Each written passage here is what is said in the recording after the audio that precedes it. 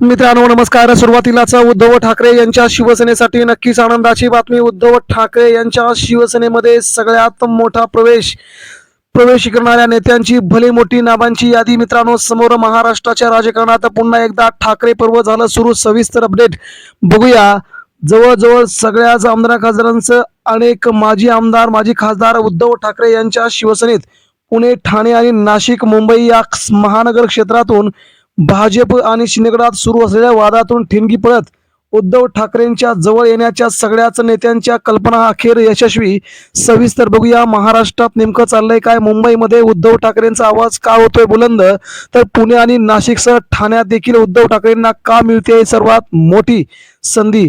मित्रांनो या बातमीचा सगळ्यात मोठा खुलासा आपण पुढच्या अवघ्या 2 मिनिटांमध्ये करूया. सविस्तर बातमी जाणून घेण्यासाठी नक्कीच कृपया हा व्हिडिओ शेवटपर्यंत बघा. बघूया मुंबईमध्ये काय घडतंय. मित्रांनो मुंबईमध्ये गेल्या 2 दिवसापासून उद्धव ठाकरे यांची शिवसेना नागपूरमध्ये ठाण मांडून बसली असली तरी मुंबईमध्ये सूत्र फिरतायत. मुंबईसह ठाणे, पुणे, नाशिक आणि या सगळ्या महानगर क्षेत्रामध्ये उद्धव ठाकरे यांच्या शिवसेनेकडे प्रवेश अतिशय मोठ्या प्रमाणात वाढतोय.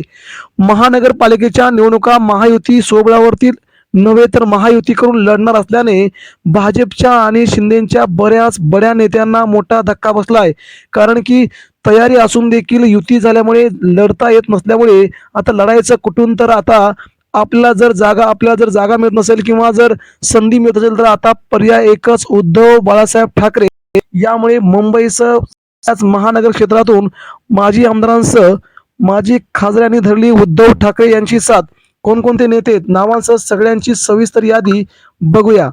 मित्रांनो मुंबई महानगरपालिकेच्या क्षेत्रामध्ये पुणेमधील राष्ट्रवादी काँग्रेस पार्टीचे जिल्हाध्यक्ष आणि माजी आमदार असणारे सुनील गोगले यांनी उद्धव ठाकरे यांची नुकतीच भेट घेतली आणि उद्धव ठाकरे यांच्या शिवसेनेमध्ये प्रवेश करण्यासाठी त्यांनी आपलं सर्वस्व पणाला लावून आगामी पुणे महानगरपालिकेच्या निवडणुकीच्या दृष्टिकोनातून पुण्यात ठाकरेंची साथ देण्यासाठी त्यांनी उद्धव ठाकरेंच्या शिवसेनेमध्ये प्रवेश करण्याचा मोठा निर्णय घेतलाय. आणि हा उद्धव ठाकरेंच्या येण्यानंतर नागपूर नंतर आल्यानंतर हा प्रवेश दमदार होईल.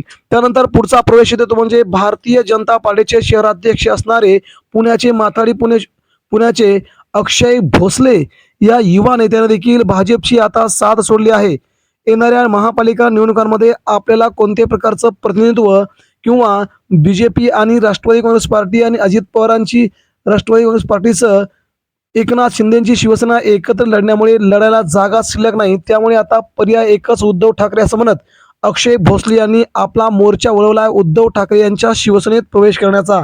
त्यानंतर पुढचा आणि महत्वाचा प्रवेश मित्रांनो पुण्यातूनच मातंग एकता आंदोलनाच्या नेते असणाऱ्या पुण्यातून ज्यांचं जबरदस्त वजन आहे भारती मिसाळ यांनी देखील आता उद्धव ठाकरे यांच्या शिवसेनेमध्ये येण्याचा निर्णय घेतला आहे.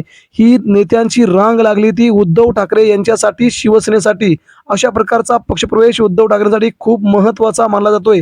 त्यांच्या पाठीमागे जवळजवळ 700 मोठे पदाधिकारी क्रांतीवीर झोपडपट्टी संघटनेचे या सगळ्यांना घेऊन त्या शिवसेनेत प्रवेश करतायत.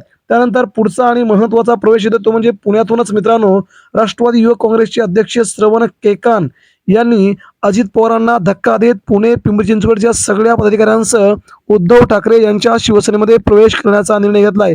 त्यांचा हा प्रवेश पुण्यातील आतापर्यंतचा सगळ्यात मोठा प्रवेश म्हणून गणला जात आहे.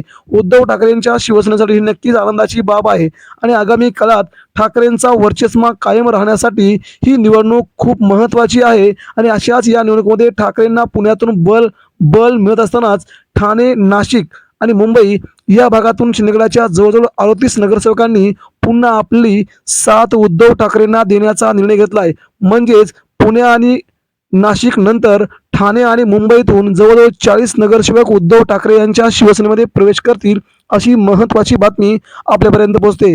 मित्रांनो या सगळ्या घडामोडी महायुती झाल्यानंतर उद्धव ठाकरे यांची बाजू मजबूत होण्याकरता खूप महत्त्वाची आहेत.